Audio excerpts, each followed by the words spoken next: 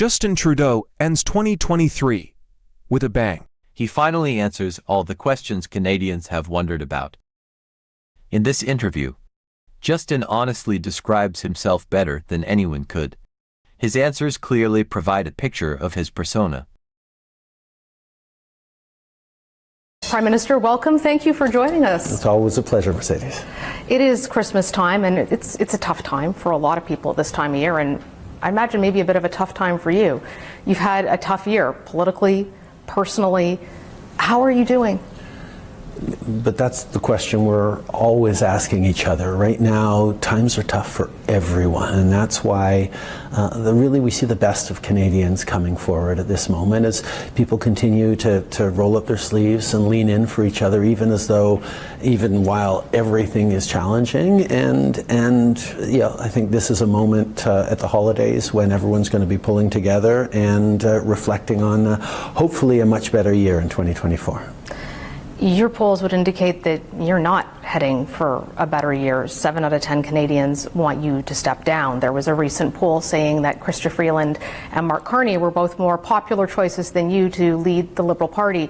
Why do you think Canadians are so frustrated with you? Well, I think, first of all, it's a really frustrating time. Full stop. There's so much going on around the world. There's so much impacting us here at home. There's so many challenges people are facing in their daily lives, from groceries to rent, that yeah, there's a lot of frustration. But we have been working incredibly hard to deliver for Canadians.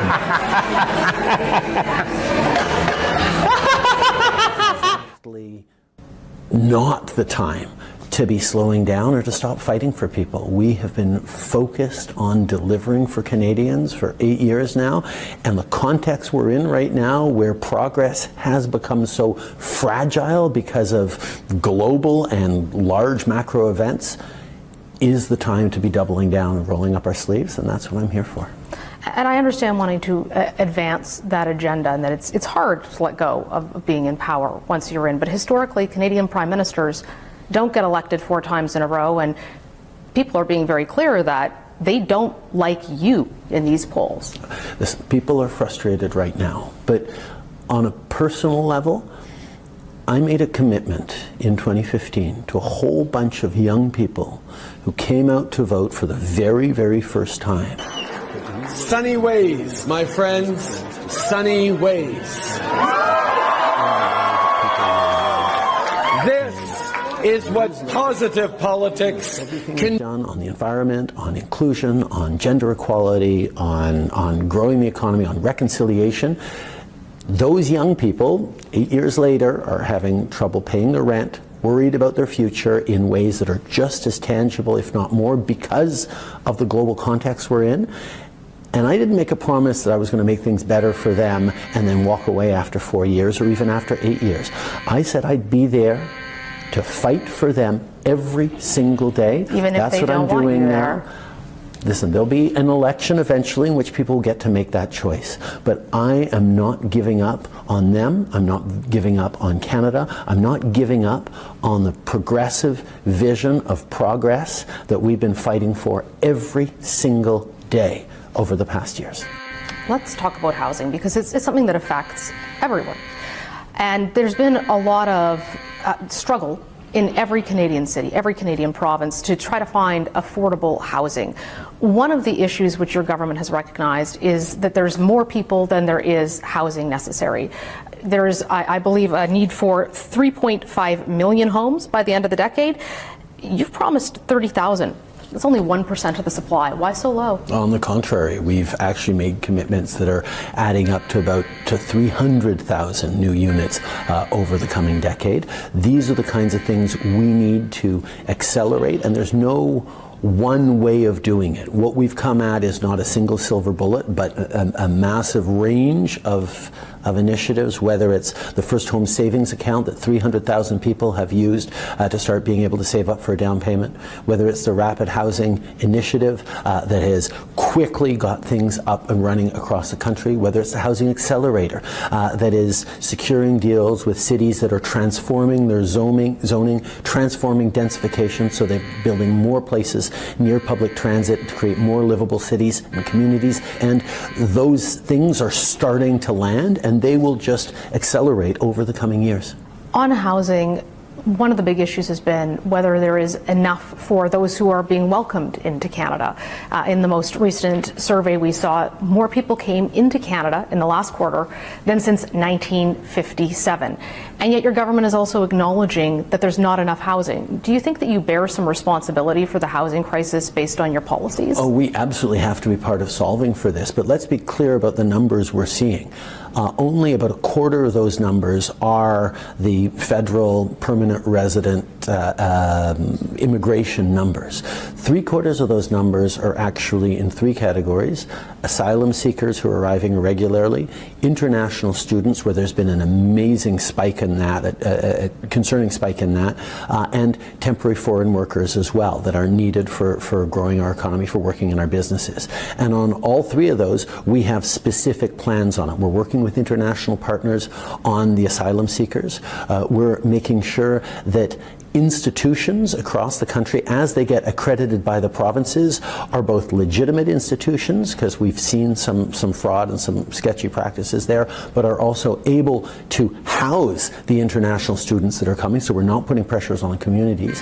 And around temporary workers, making sure that employees and employers have a role in ensuring housing. If they absolutely need to bring in foreign workers, they have to make sure that there's going to be housing for them as well. I just want to go back to immigration, though, because that is a federal responsibility. Mm-hmm. And you were clearly articulating, when I looked at the interviews from you last year, that you knew housing was a problem. Yet it took until the last month or so for you to act. So I go back to the question of, do you bear some responsibility here? Well, of course, we all bear responsibility. This is a challenge that we have to work on all together.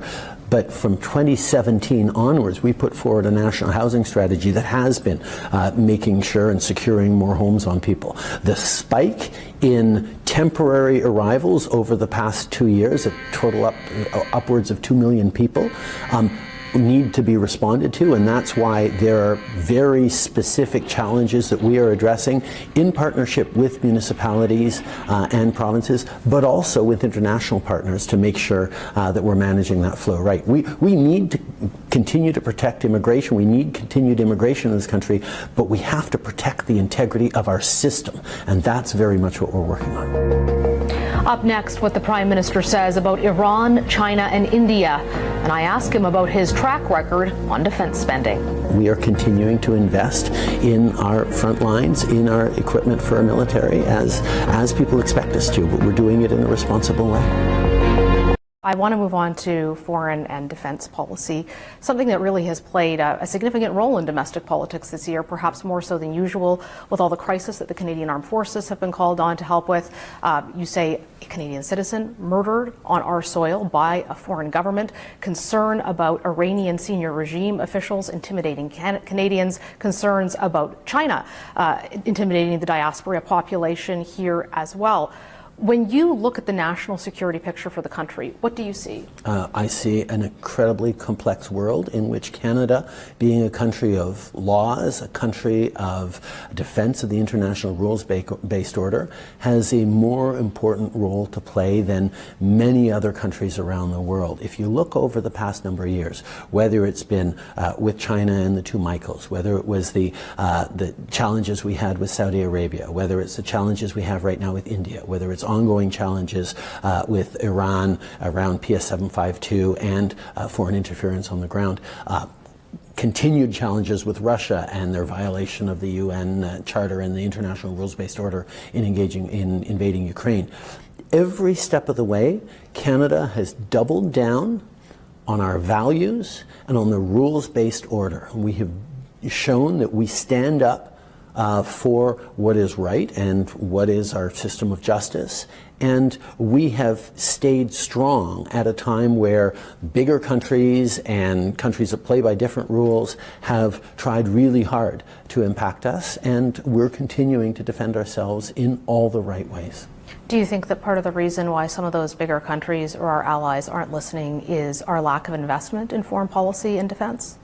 Canada has continued to step up as a member of NATO, as an international partner, whether with our Indo-Pacific strategy or things like investing in vaccine facilities in South Africa, or being part of significant investments across Eastern Europe in nuclear plants and things like that.